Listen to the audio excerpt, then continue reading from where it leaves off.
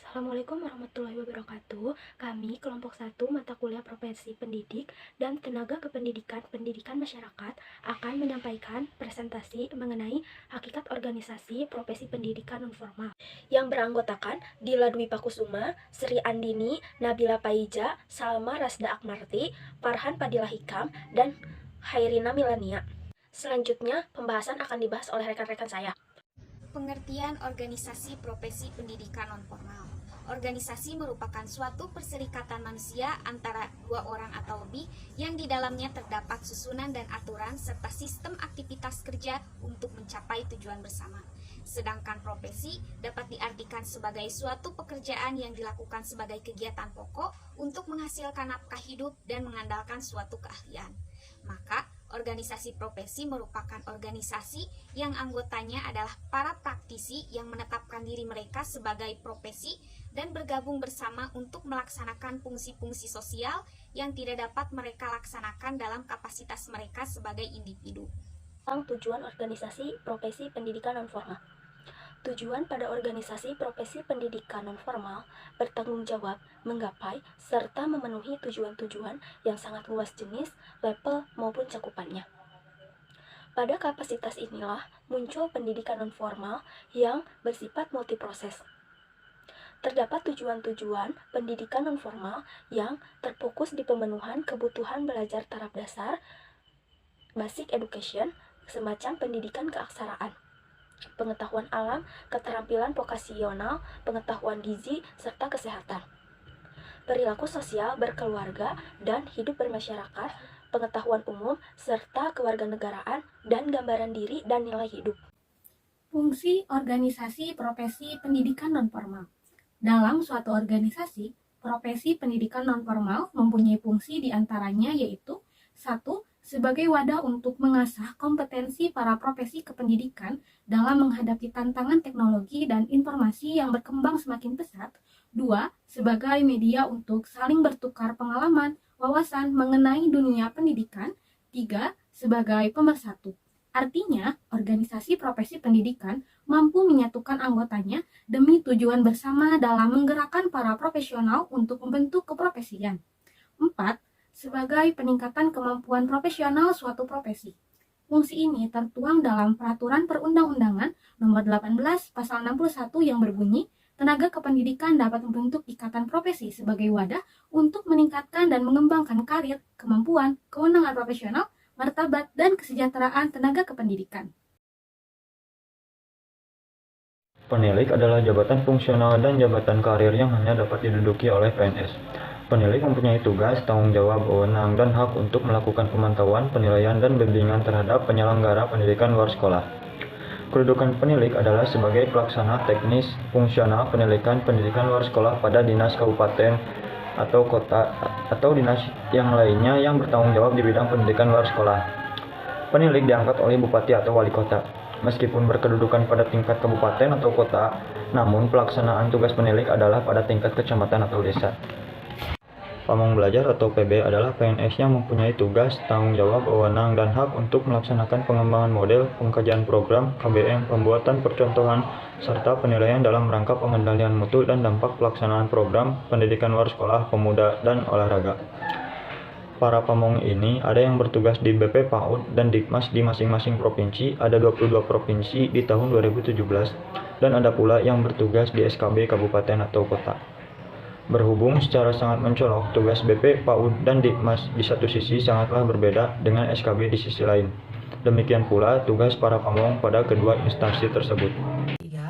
Nah, yang ketiga itu adalah tutor kesetaraan. Apa itu tutor kesetaraan? Tutor kesetaraan adalah pendidikan keaksaraan, layanan pendidikan pada warga masyarakat buta aksara Latin agar memiliki kemampuan membaca, menulis, dan berhitung berbahasa Indonesia dan menganalisa sehingga memberikan peluang untuk aktualisasi potensi diri. Pendidik atau tutor pendidikan keaksaraan dasar adalah setiap orang yang bersedia dan berkomitmen membantu membelajarkan peserta didik untuk menjadi tutor pendidikan keaksaraan secara umum, yaitu ada 4. Yang pertama, ada memiliki potensi kompetensi keberaksaraan dan pengetahuan dasar tentang substansi materi yang akan dipelajarkan. Yang kedua, ada mampu mengelola pembelajaran dengan kaidah-kaidah pembelajaran orang dewasa. Yang ketiga, ada pendidikan minimal SMA atau sederajat, khusus tutor sebaya cukup memiliki kemampuan baca, tulis, hitung, dan bahasa Indonesia serta memiliki akses ke lingkungan komunitas sasaran tersebut. Yang terakhir, ada bertempat tinggal di dekat dengan lokasi pembelajaran. Nah, poin yang keempat, ada tenaga lapangan Dikmas atau TLD. TLD merupakan tenaga kontrak tahunan yang bertugas membantu Kepala Cabang Dinas Pendidikan Kecamatan dalam mengumpulkan, mengelola, dan mengevaluasi data PNF dalam rangka pemastian kualitas pelaksanaan program PNF setempat.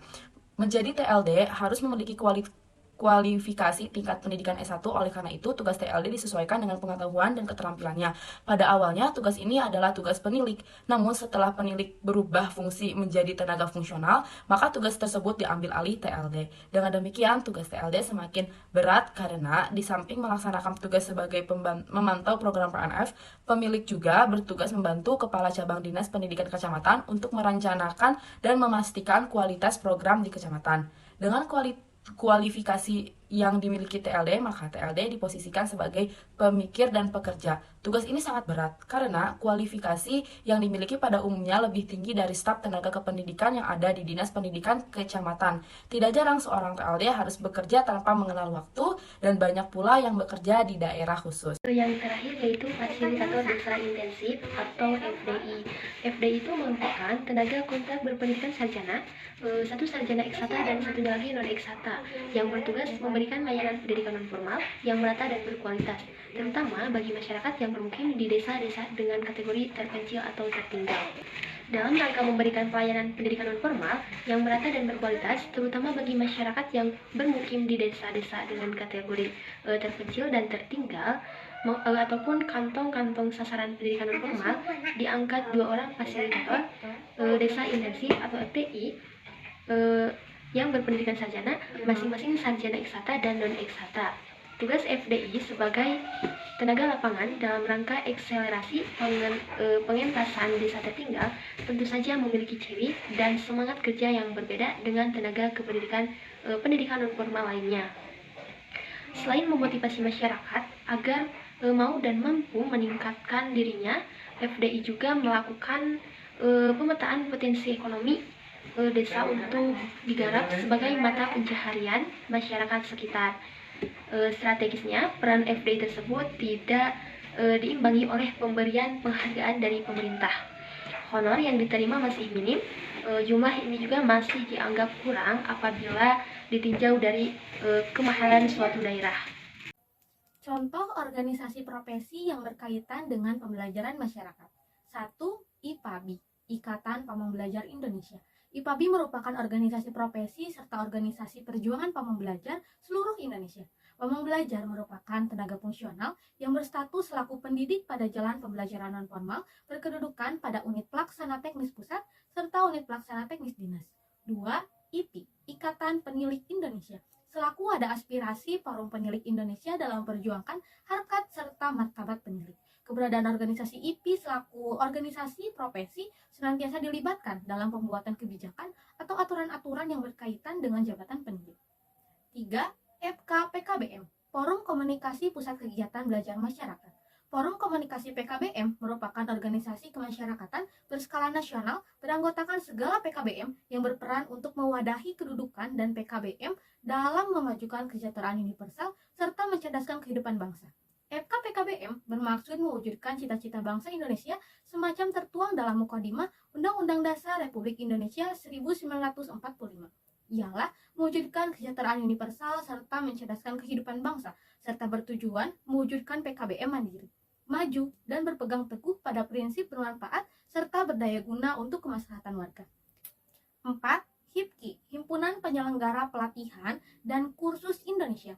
HIPKI didirikan pada tahun 1977 dengan nama HPPLSM, Himpunan Penyelenggara Pendidikan Luar Sekolah, yang diselenggarakan warga, kedudukan serta guna HIPKI merupakan selaku organisasi mitra pemerintah dalam mengimplementasikan bermacam kebijakan pembelajaran spesialnya di bidang penyelenggaraan serta pembinaan kursus serta pelatihan di area pembelajaran non-formal di segala Indonesia. 5. HISPI PNF, Himpunan Seluruh Pendidik dan Penguji Indonesia Pendidikan Non-Formal. HISPI PNF didirikan pada 7 Februari 1986, yang tadinya bernama Himpunan Sumber Belajar dan Penguji Praktek Indonesia Pendidikan Luar Sekolah, yang diselenggarakan oleh masyarakat HISPI di Klusemas pada Munas ke-5 di Jakarta bertepatan pada 24-25 Juli 2003. HISPI PNF merupakan organisasi kemasyarakatan non-politis, mandiri secara handal, serta kompeten dalam bidang pembelajaran. Mungkin hanya cukup sekian yang bisa kelompok kami sampaikan. Mohon maaf bila banyak kesalahan.